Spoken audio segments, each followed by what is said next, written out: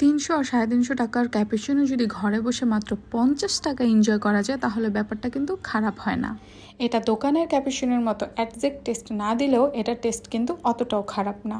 দোকানের ক্যাপুচিনোর মতন এইটাও বাসায় বানানোর পর দেখবেন আপনার এটার উপরে একটা ফোমি টেক্সচার হয়, যেটা খুবই জোস।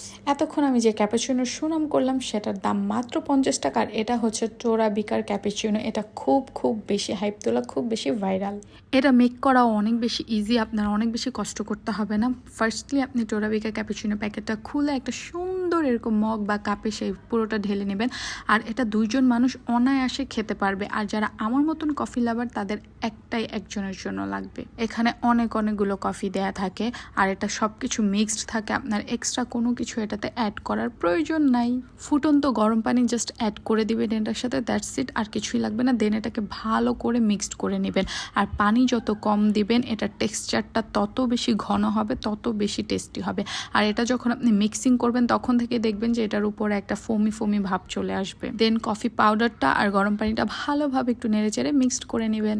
অতবার আপনি নিজেই শকড হয়ে যাবেন এই ক্যাপুচিনোর উপরে কত সুন্দর একটা ফোমি টেক্সচার হয়েছে। আর এই টোরাবিকা ক্যাপুচিনোর সাথে একটা কোকো গ্রানুলা দেয়া থাকে, যেটা হচ্ছে আপনার উপরে একটু ডেকোরেশনের জন্য পারফেক্ট। যেমন দোকানের ক্যাপুচিনোগুলো তো সুন্দর মতো চকো পাউডার বা কোকো পাউডার এরকম দেয়া থাকে, তো এটাও এরকম আপনি ছিটে নেবেন। আর এটার পরিমাণ কিন্তু বেশ ভালো পরিমাণেই দেয়া ছিল।